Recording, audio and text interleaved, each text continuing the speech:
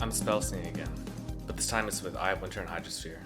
I've talked about this build as one of my league starters for about 3 weeks, and about a week ago I started playing this. And I mentioned the setup countless times, so I think it's something that's super strong, and it was pretty much foolproof given how we saw the shotgun mechanics play out. So before we get into this build, let's talk about how Eye of Winter interacts with Hydrosphere and boss positioning. In short, you want the boss to be roughly in the middle of Eye of Winter's maximum travel distance.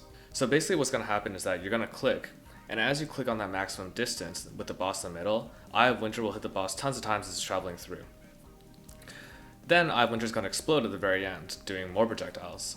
However, these projectiles, a lot of them are going to hit this Hydrosphere, and because we're using Snakepit for a +1 chain, and this is one of the core mechanics into this build, a lot of those projectiles that have hit the Hydrosphere already will then chain back towards the boss, basically giving you a massive shotgun effect that's enabled through chaining. And yes, people will ask, of course you can self-cast this as well, but I think it's really clunky. And I've always been a big proponent of Spellslinger. I think Spellslinger has a couple added benefits. Firstly, you have Battle Mage built in as a support.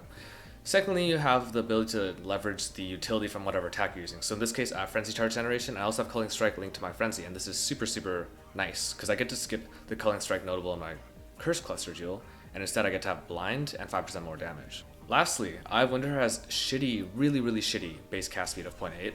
So right now my trigger rate is 0.33. So basically I have the equivalent of having 240% increased cast speed, which is really hard to get on almost any build except for perhaps a Raider stacking onslaught effect. I'm not going to actually comment on the build's DPS. It's really hard to calculate. I did some testing towards the end of yesterday's stream where I was just hitting bosses and trying to find, a buffed up Drox or looking for Elder. It's hard to say. What I can say is that the DPS is enough to kill anything in the endgame. You would have seen the Feared upload that went up some time ago. There's a Maven clip here, there's some other 4-ways. It's enough. You can scale it basically infinitely though, since it's a generic spellcaster. It's generic cold occultist spellcaster, and it's going low life, which is really simple to scale. It's just expensive at the higher end. So right now I'm actually going low life to leverage both Pain Attunement and running multiple auras using Prism Guardian. And I'm also taking a bunch of aura reservation nodes early on in my leveling, and I decided to just keep these because they enable Spellslinger, and they also enable the use of even more auras. It's also taking advantage of low life core uniques, which used to be more expensive, but this league are fairly cheap. Things like Chevron's Wrappings, Prism Guardian, Presence to Hyula. These can all be swapped out for different things. I thought about using Rare Amulet with Skyforce. The damage was way higher, but I didn't really want to do that. Honestly, at my current budget of about 25 exalts, it might be better to actually go life-based and then use Petrified Blood to enable low life, but this has a lot more gearing decisions that I'm not ready to make, including dropping the shield, switching out the amulet, and really, this is a lot more brain dead. In terms of damage scaling, you want to get a ton of crit multi everywhere you can. You should be getting fairly close to crit cap with my tree and my setup, and then you're looking for generic damage. So generic added damage is really strong, which is why those projectile cluster deals are actually better than the crit ones. I'm only using a crit medium because it's better for QOL. Having crit cap is really nice to help your clear out.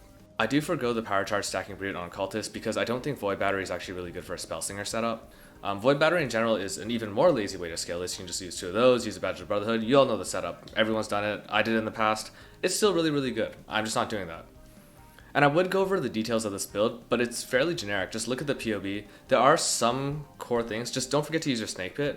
A lot of the core uniques you can't skip because they're low life core uniques, and the wand is really easy to craft. Just use a Deafening Essence of Hatred on whatever base, probably a fractured one, and you'll eventually get what you want. I only used, I think, 4 Deafening Essence of Hatred on mine, which cost me 4 chaos. I will say though, Blast Freeze, one of the large cluster notables I have, is super underrated. I've underrated it for far too long. It gives you an insane amount of defensive utility through freeze proliferation. I know Delvers used to use it. I just never really cared about my defenses, and this has pretty much saved me all through mapping once I put it on. Otherwise, the tree, the jewels, the gear, they all look really similar to previous low life cast on crit occultists. Not a lot has changed. It's a really generic build. I don't really want to talk about it that much. If you want to see the leveling process, I did link a raw 3-hour Acts 1 to 10 leveling process within the description here. It's unlisted because it's a super raw video with quality to be desired, but it'll give you an idea of what Spellslinger Eye of Winter looks like as you're leveling. And as you can see, it's actually really smooth. It should not have been a 3-hour run. I literally fell asleep during that run. So that's pretty much it. It was a fun build to play, but not really a fun one to theorycraft. I think a lot of the decisions were fairly generic, and as far as scaling it further, it just becomes really expensive, right? Any sort of crit multi-spellcaster, you know how it goes. Now, as far as what's coming next, my hyper convoluted brain spawn of just disgusting builds are being constructed, and they're going to absolutely blow your mind with how unplayable they are.